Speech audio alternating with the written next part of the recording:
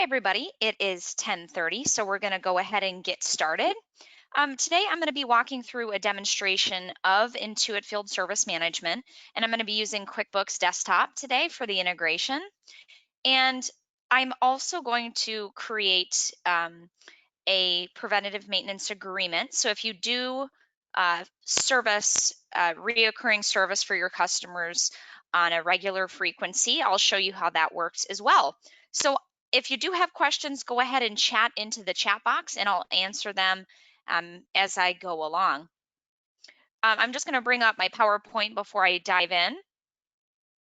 So a little bit about me. I'm a qualified solutions provider with Intuit, and I specialize in Intuit Field Service Management, which is QuickBooks' dispatching and scheduling software that integrates with whatever version of QuickBooks you're using, desktop or online. You can reach me and my staff at 651-927-8850 if you'd like to sign up for a one-on-one consultation. That would be free of charge to you. If you'd like to learn more, you could check us out at fieldserviceadvisors.com, and you can also find us on QuickBooks' national website, quickbooks.corrigo.com/local experts. If you'd like to get in touch by email, please don't hesitate to reach out to me, Rebecca at fieldserviceadvisors.com. I will put up my information at the end of the presentation as well. Okay, so this is the home screen of Intuit Field Service. You've got some colorful tabs here at the top that'll allow you to navigate through the system. So this is what a manager would see logging into Intuit Field Service. And then of course you've got QuickBooks open, be it online or desktop, to run that synchronization between the two systems so you can push over all of the changes that you're making in the customer profiles of Intuit Field Service Management.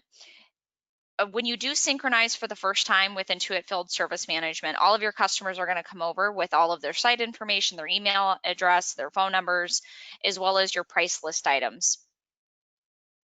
So if you do want to clean up your price list before synchronizing, that's fine. You can do that, but just know that there is a search function on that price list that'll allow your technicians to go to avoid any items that they're not looking for. So this is what would come over to Intuit Field Service. If you do have them broken up into inventory, non-inventory, and services, that's how they're going to come over.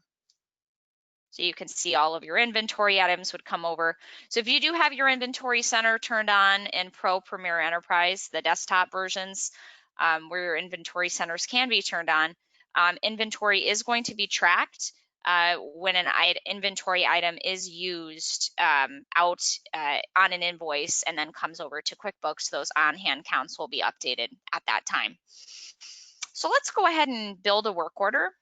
I am going to find a commercial client of mine. And this is the screen where you're going to be editing any information with the client. So if the site address has changed or you need to add a new site so another one can appear in the drop-down, that's where you would do it. And then the contact information is here. So if you do need to update the contact information, go ahead and hit edit and then verify that you do have the right email address on file. Then you can add multiple contacts as well. So if Linda is not the contact for that site visit, then you can add another contact there. So then if the customer does have a PO number that you need to put in, that's going to appear on the invoice. Go ahead and mark it there. In this box here, this PO number box, this will transfer over to the invoice and it will be listed on the invoice in QuickBooks. So this is a great area to use for anything. So if you don't have a customer PO number, but there is a custom field that you need to appear on that invoice, a lot of my customers do use this PO number line for that. So we can get creative. Okay, so I'm going to move to the next screen, and there's 4 steps to creating a work order. So you can see in this green box here at the top, I'm on the second step, the problem, and the category and the services here are all customizable for you. So that's something that we'll do when I install Field Service and set up your settings. we would go through all of your categories and services together. So I'm going to just say, not working.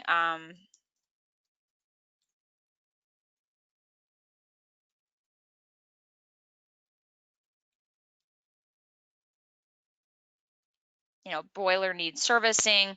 And then below here, if you go to the site service, you can see there's 2 jobs that we've completed for this customer. So you can open up any of those jobs.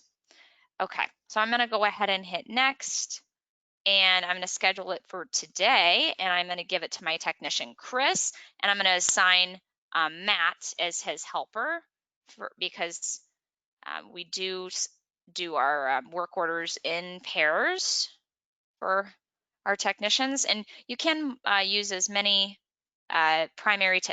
secondary technicians as you want on that job, but we're just going to say Chris and Matt for today. And this is the schedule view of today's current schedule. And we only do have 1 work order on the board. And these dotted lines here, those are completed work orders. So the dotted line means that it's a secondary technician that was on that job and it was completed because it's in a gray dotted line. And the primary technician is down here in this gray box here, and it's been completed. And the number that's next to the technician's name here, you can see they all have zeros. The number is the number of active jobs that they have. So nobody has any active jobs at this point because they're all zeros. If you do want to move to the map view, you can, just to see where Matt and Chris are located at this time. So I'm going to just hit this plus button a few times to just zoom in on the map because I can't see where they are. And then I'm going to go ahead. It says location unknown right now, but let me go ahead on my app and quick login so that can change. Okay.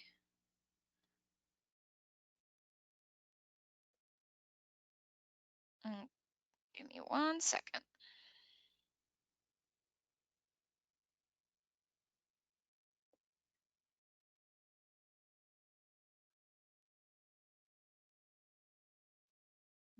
Okay. So let me pull up the map in just a moment. I just realized that I am logged in as Matt today. Okay. And now I'm going to go ahead and finish that. Okay, so I just got that work order assigned to me. Just going to open up the schedule here on a bigger view.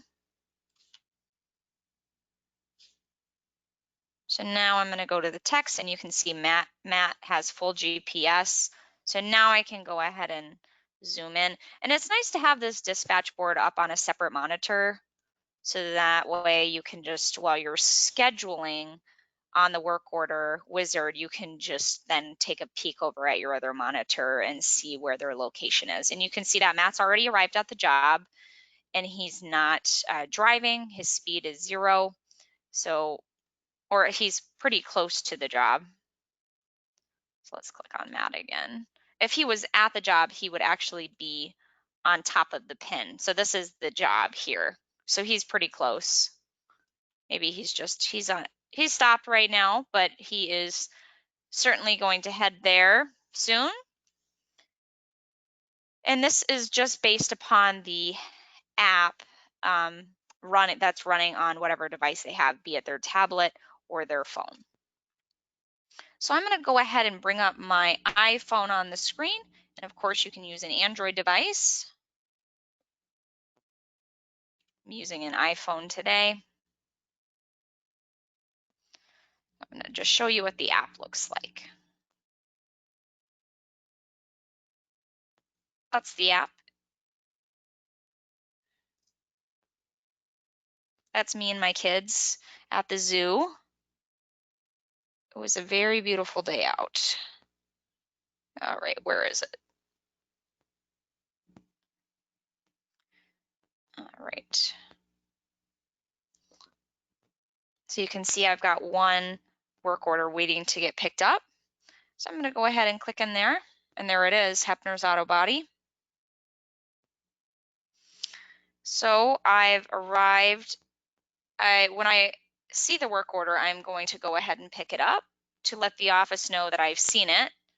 And instantly on the dispatch board, you can see that the technician has picked it up, because it will change from that yellow waiting to get picked up, which is here, to that blue picked up. And you can see that the status will change there in the corner.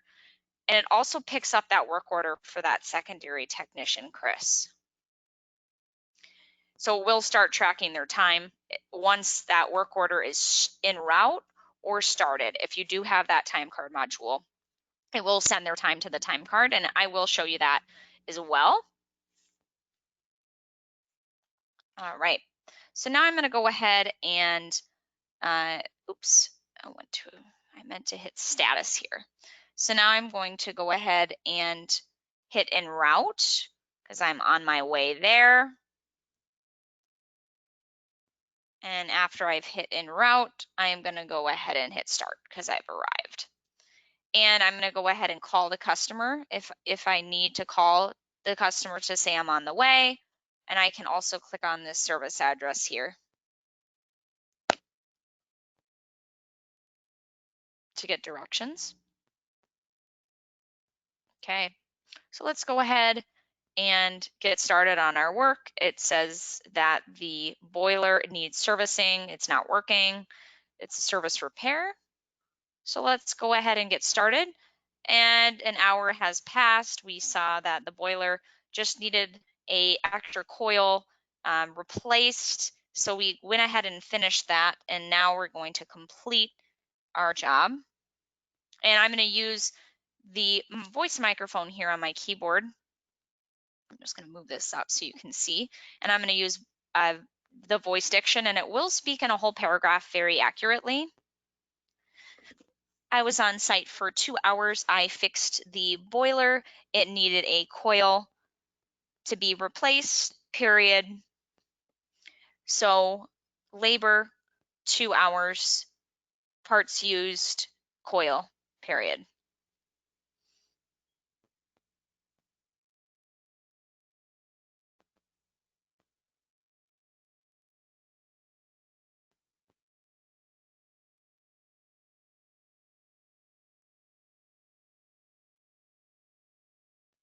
And I'm going to go ahead and add that boiler because I didn't see it on their profile. And I made the equipment ID one of the required fields for my technicians, and anything else that they have time to fill in would be fine.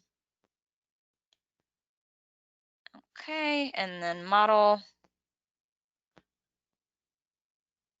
and the serial number. Okay, and I'm going to go ahead and save that and complete it. And then I'm going to go ahead and get a picture of that boiler. So I'm really not actually going to get a picture of a boiler, just my computer and my LaCroix. There we go.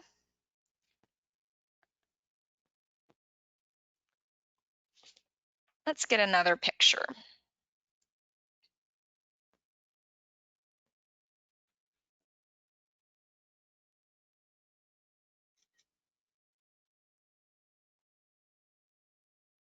Okay. So I've got some photos, and then I also want to add a text note to this work order.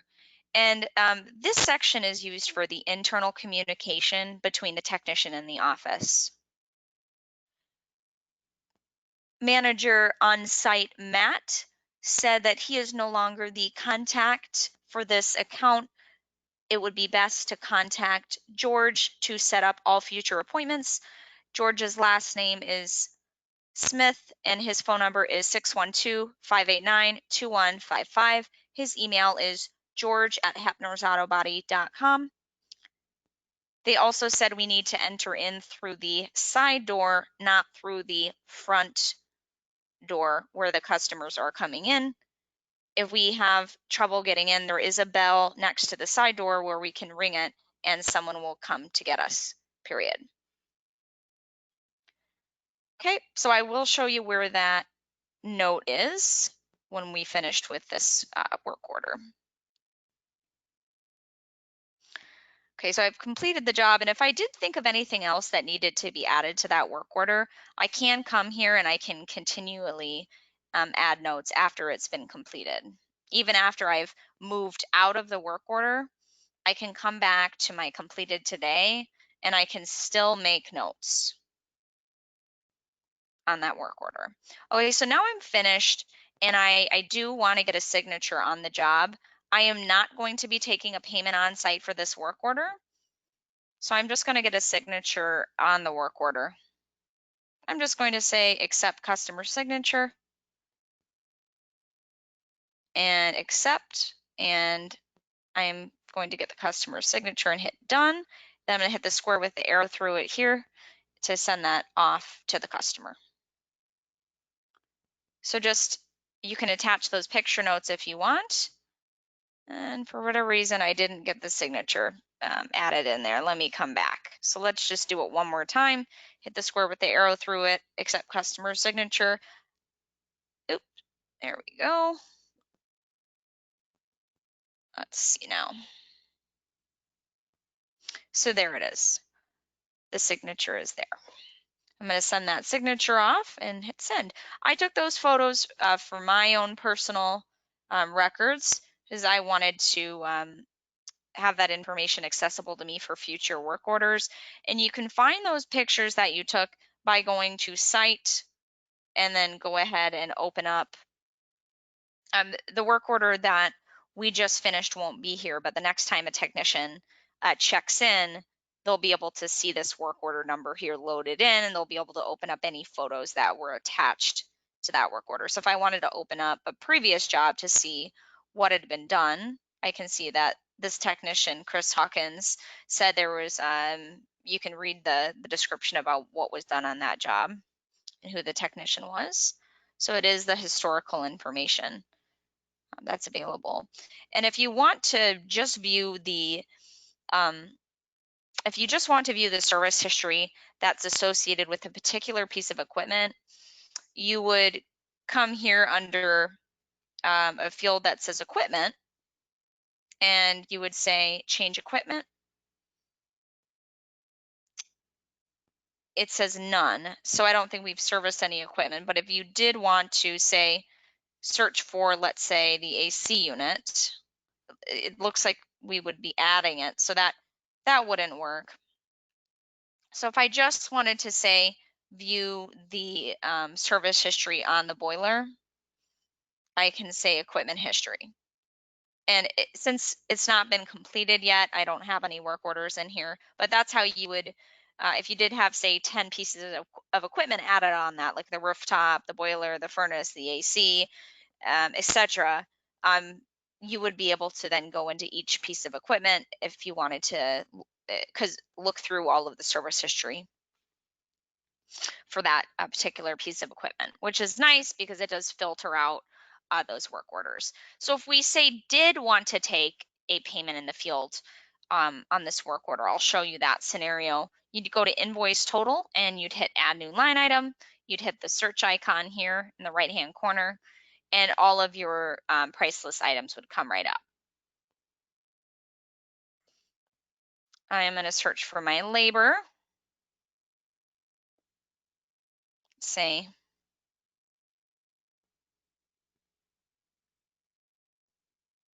and then I'm going to go ahead and add my anchor, my coil, I believe we used in the field. So I don't have a coil, but let's go ahead and add my parts here.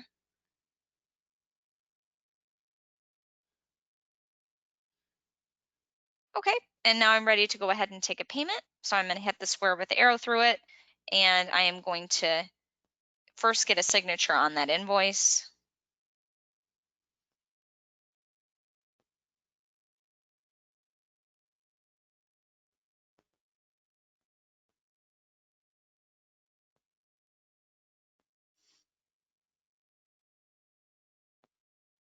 And now I'm going to then make a payment. So cash, check, or credit card. If you do have the Intuit Merchant turned on, you can then go ahead and get a check.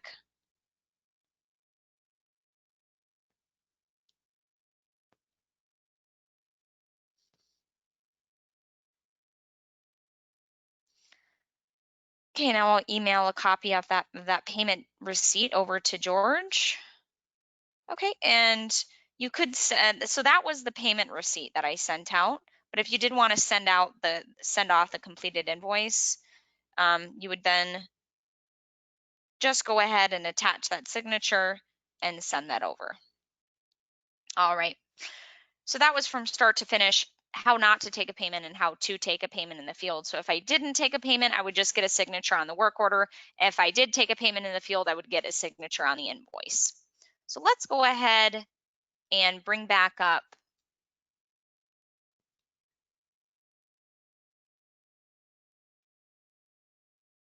our completed work orders.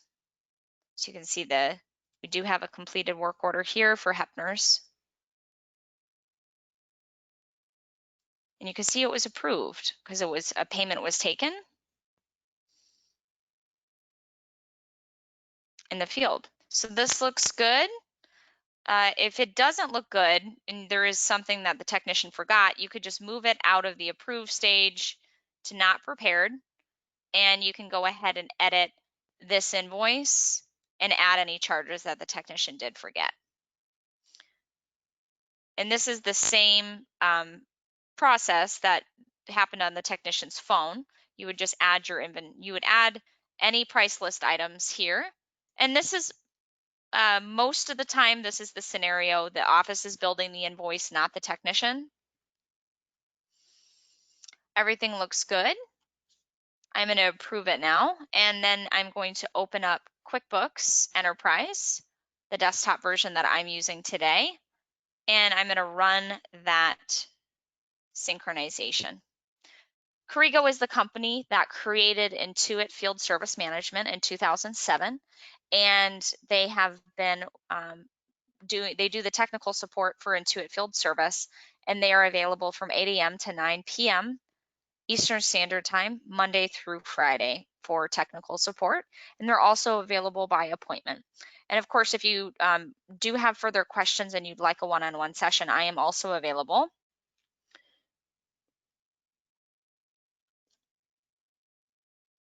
And if you go to my website, you can always get time on my calendar by just accessing my Calendly link, which is located right on my website and at the bottom of any of my emails.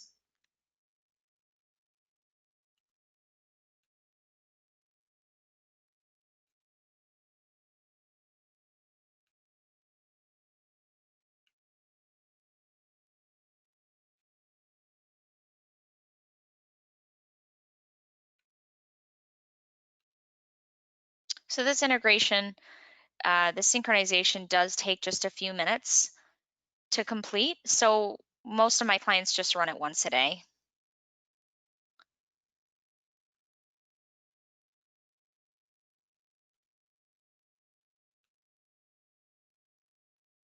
Okay, and that was the van that Matt was driving. So I did have inventory items on the van that were removed from the on-hand counts when I completed that job.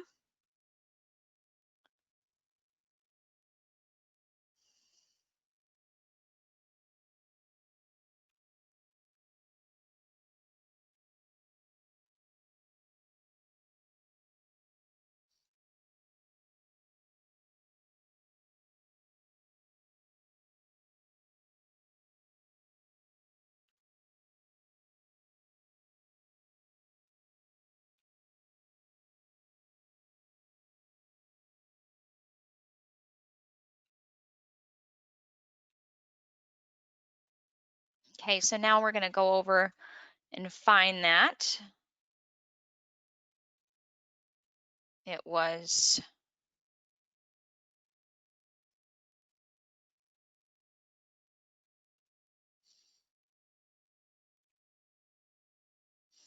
all right.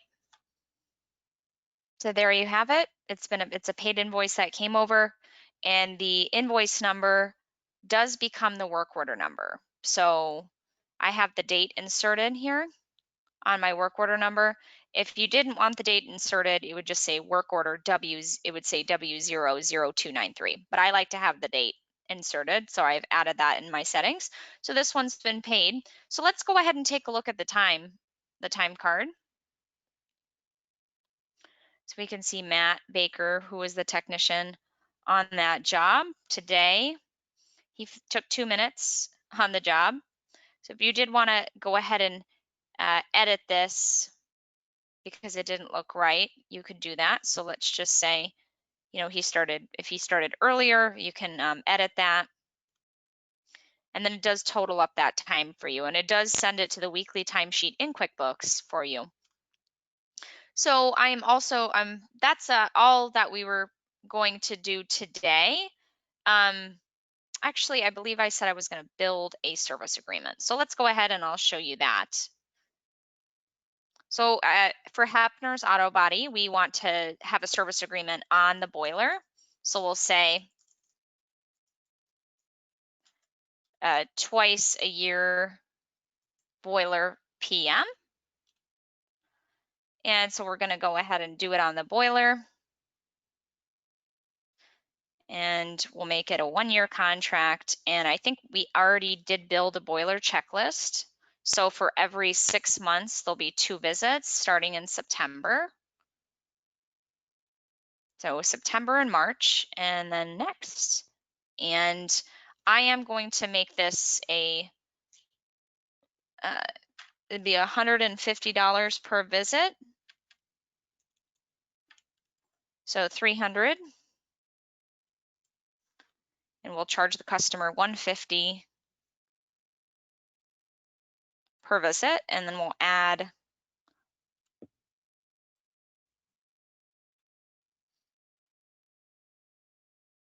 preventative maintenance item.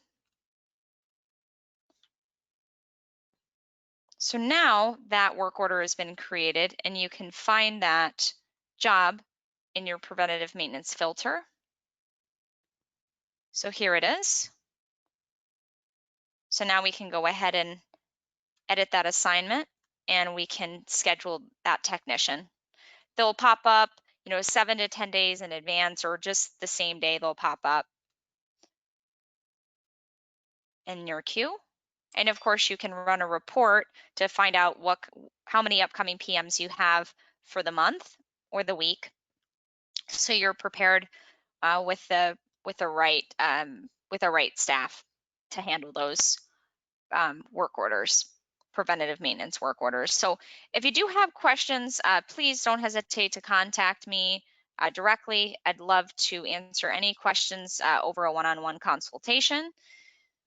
This is my phone number and our email, and you can check us out at our website. And I did want to just talk to you about the pricing. If you've got between 1 and 10 users, it's going to be $35 per month. If you have over 11 users, it's going to be $31 per user per month. So thank you so much for your time, and I look forward to meeting with you again.